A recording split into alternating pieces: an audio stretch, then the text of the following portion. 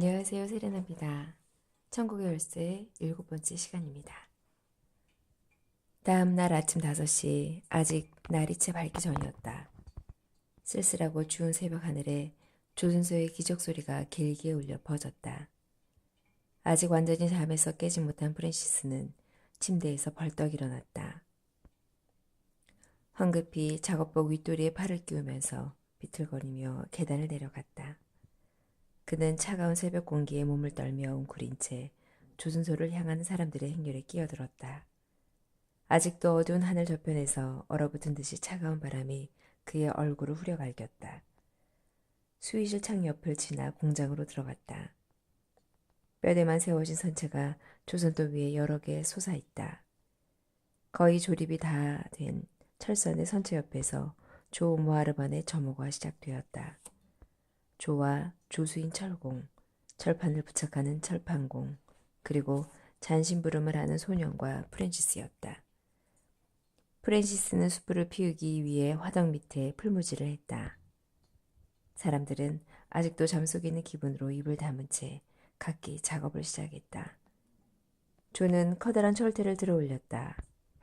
망치 소리가 일제히 높아지면서 조선소 일대에 시끄럽게 울려 퍼졌다. 프랜시스는 화덕 안에서 시뻘겋게 단 쇳덩이를 꺼내서 사다리를 뛰어 올라가 뼈대의 볼트구멍 속에 잽싸한 솜씨로 집어넣었다. 그것으로 배의 동체가 되는 커다란 철판을 뜨겁게 해주며 망치로 그 철판을 판판하게 두드리는 것이다. 이 작업은 여간 고된 일이 아니었다.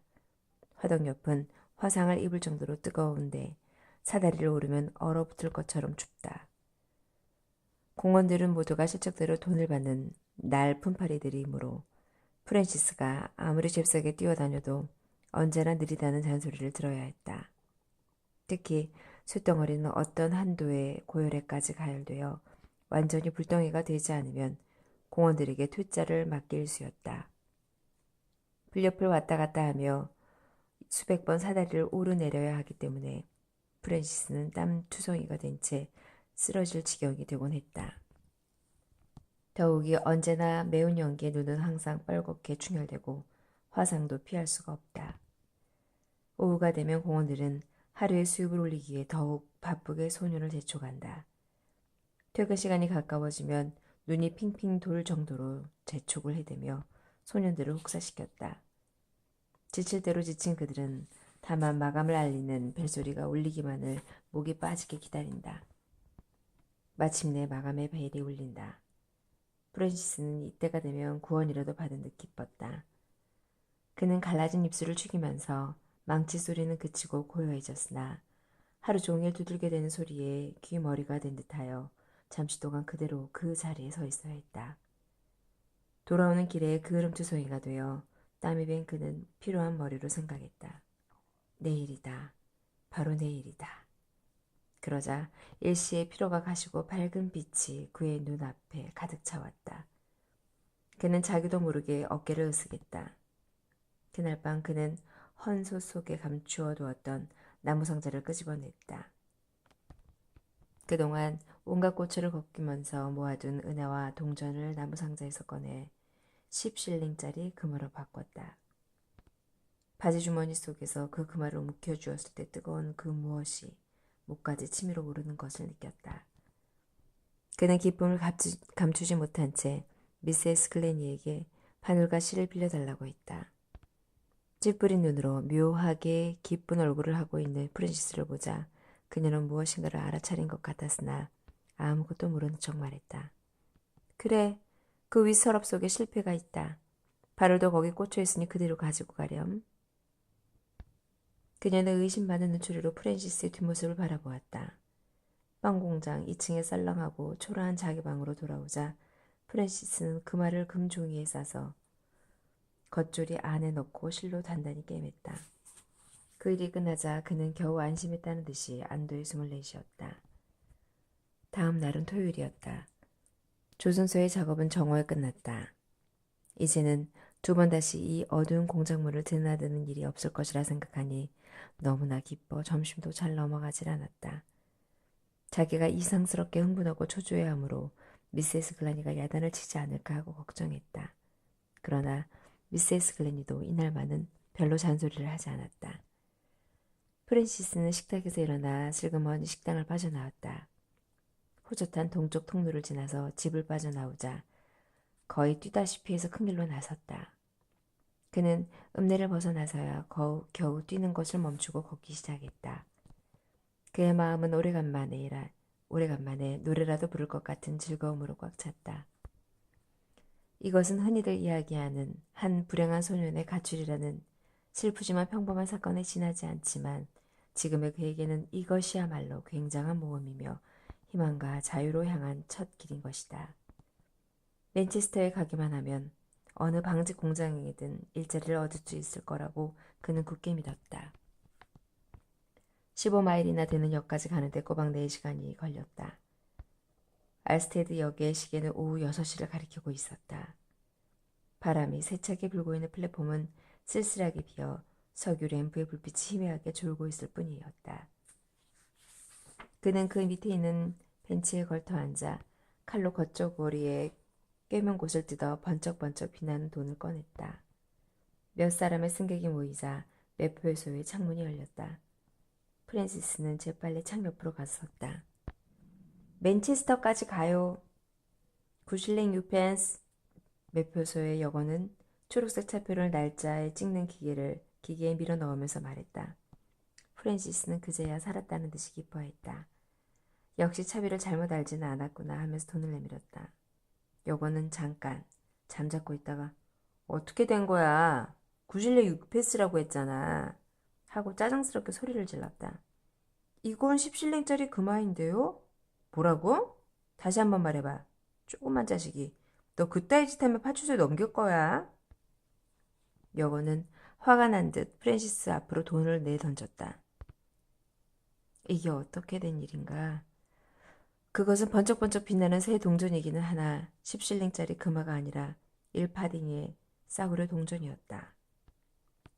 프랜시스는 너무나도 어처구니가 없어 망연히 서 있었다. 기차가 홈에 도착하자마자 사람들이 오르고 기차는 다시 기적소리를 울리면서 어둠 속으로 사라져가는 것을 멍하니 눈으로만 쫓고 있던 프레시스의 머릿속에 문득 한 생각이 떠올랐다. 그랬구나. 아까 실밥을 칼로 자를 때 좀 이상하다고 생각했다.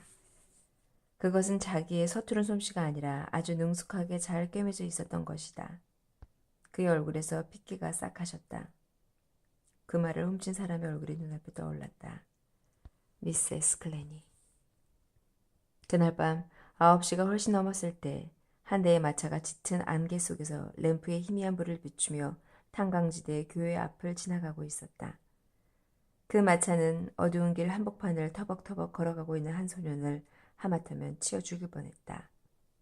급한 환자를 진찰하고 오던 탈로 의사는 깜짝 놀라 급히 말을 멈추었다. 짙은 안개 속에서 희미한 불빛으로 비춰본 그는 자기도 모르게 큰 소리로 외쳤다.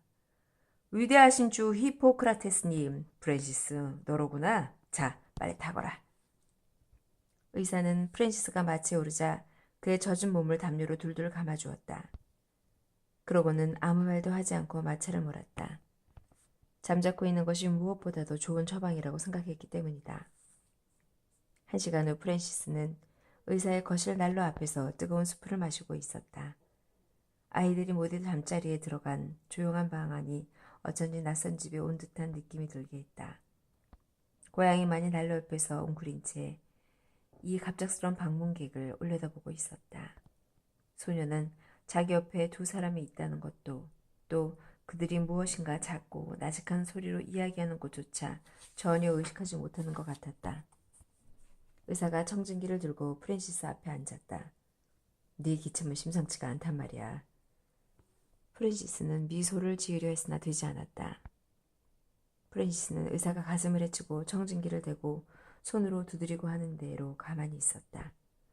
진찰이 끝나자 의사는 딱딱하게 굳은 표정으로 프랜시스를 건너다 보았다. 늘 하던 유머도 어디로 갔는지 그의 얼굴은 몹시 심각했다.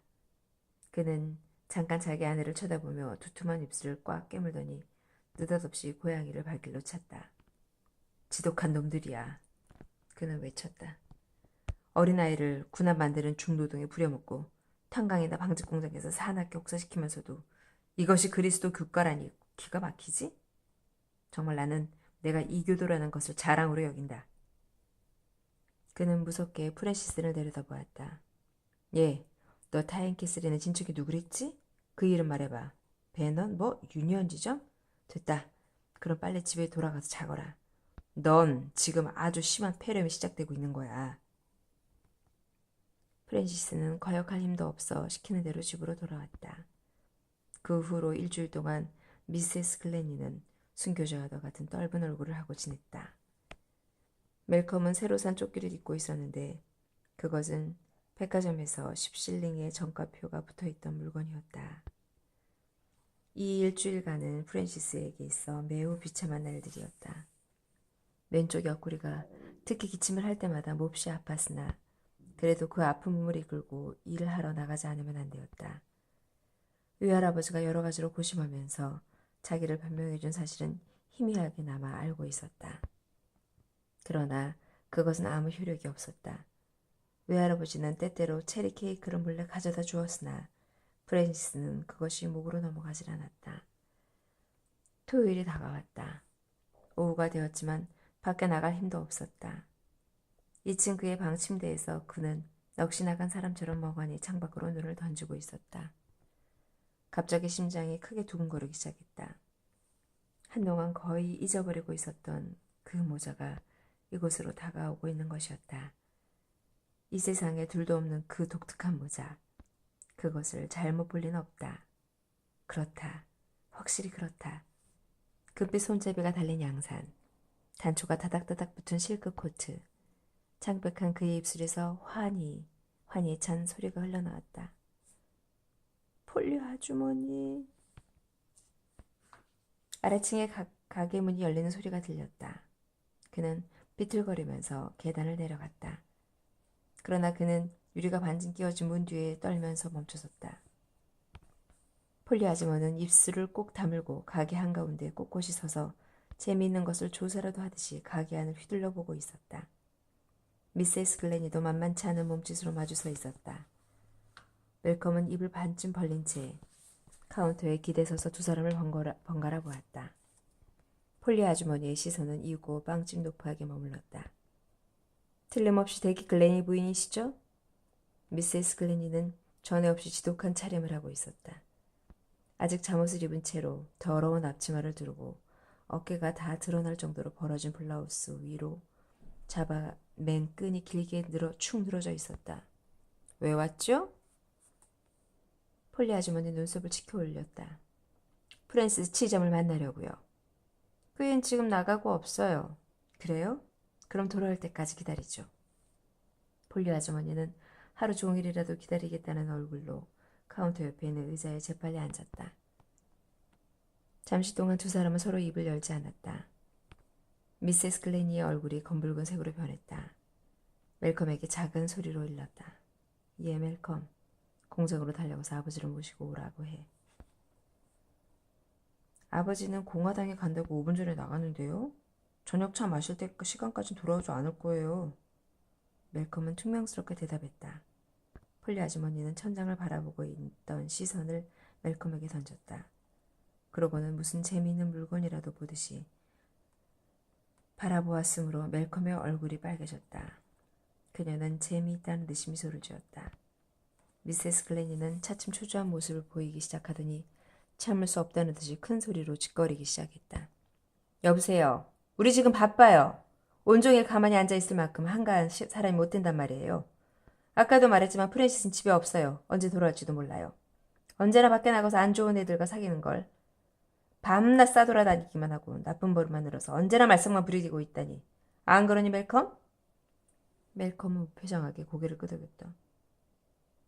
정말이고 말고. 미세스 글래니는 빠른 말로 계속했다. 그 아이가 하는 짓을 다 얘기한다면 당신도 깜짝 놀랄걸요? 하지만 그런 건 아무래도 좋아요. 우린 그리스도인이니까 그를 잘 돌봐줘야죠. 아무튼 이것만은 말해두고 싶군요. 그 앤 지금 아주 건강하고 행복하게 살고 있답니다. 그건 무엇보다도 다행인 일이군요. 폴리 아주머니는 숙녀다운 우아한 몸짓으로 가벼운 하품을 막으면서 아무것도 모르는 척 말했다. 난 그 애를 데리러 왔는데요. 뭐라고요? 미세스 글렌니는 한 대 얻어맞은 사람처럼 외쳤다. 그 얼굴은 새파랗게 핏기를 잃어갔다. 오늘은 여기까지 읽어드리겠습니다. 감사합니다.